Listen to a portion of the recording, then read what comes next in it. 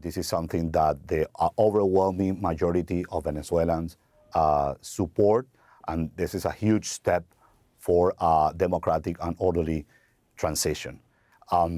Regarding Maria Corina Machado and President-elect Edmundo González Urrutia, they have the overwhelming support of Venezuelans.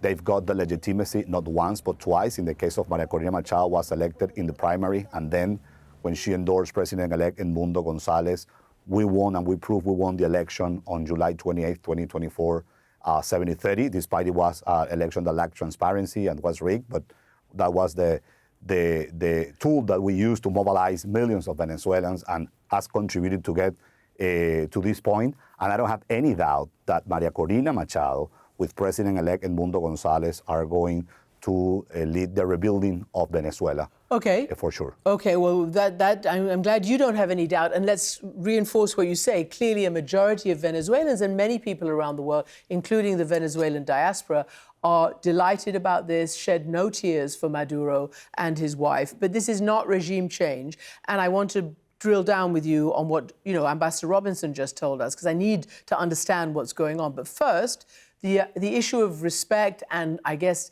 influence with the military. This is what Mrs. Machado told me in October about, about the support she thought she could call on in Venezuela. He's more isolated than ever, not only locally, internally. Even he doesn't even trust the armed forces or the police. This crazy idea, which is all fake about, arming militias, is because he doesn't trust the military. Over 80% of the armed forces are with us. They're also suffering hunger and humiliation, and they want to be part of a secure nation. So she's obviously talking about Maduro and how he's having to, try to get these militias and all the rest of it. But just talk to me about this military thing, because that's what the President of the United States said, that she does not have the command over them, the respect of them, the ability to step in right now. What do you think is the truth there, the reality? Well, Maria Corina Machado, on that interview that you just showed, was totally right. If Maduro had the support of the military and the armed forces, he would have stayed in Venezuela. He would have survived the military operation. It was proven, something that we have said for years, that his inner circle of security was composed by Cuban agents. So definitely he was isolated. He was probably betrayed. And he's facing justice. By the way, Christiane, I have to say something. Maduro is responsible for at least 20,000 illegal detentions. 20,000 innocent Venezuelans that didn't have a right for a lawyer, attorney, didn't have a right sometimes to have a visit from families. They were completely innocent just because they think differently. They were illegally detained. Mm-hmm. The majority were psychologically tortured and physically tortured.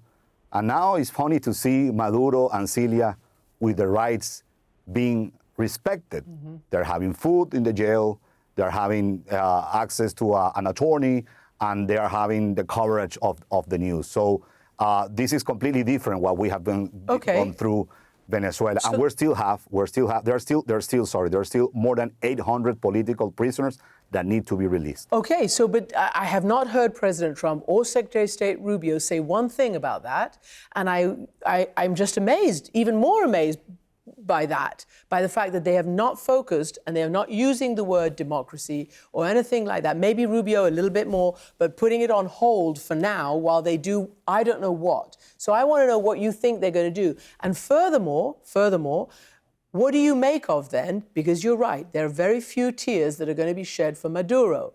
But Maduro's henchmen and women are still running the country. You just heard the U.S. ambassador under Trump 1.0 saying that. That is a fact.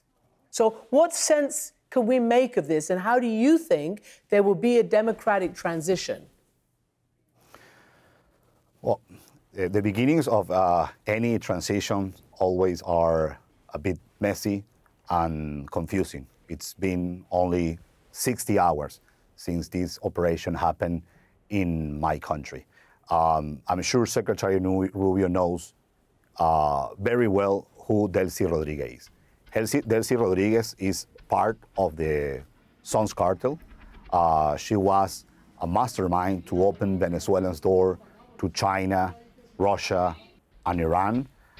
She has been an enabler to allow money laundering scheme and corruption for Maduro, and obviously is someone that you cannot trust and someone that doesn't have any support from Venezuelans. Mm-hmm. So President Trump was very clear when he said that she could end even worse than Maduro. So I'm optimistic that this will end well.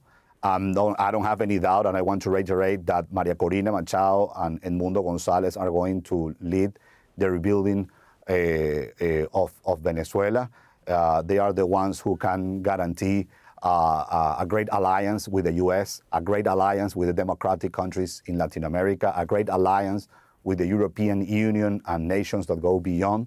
And this is something, again, that Venezuelans are celebrating because there has been so much suffering for a long time.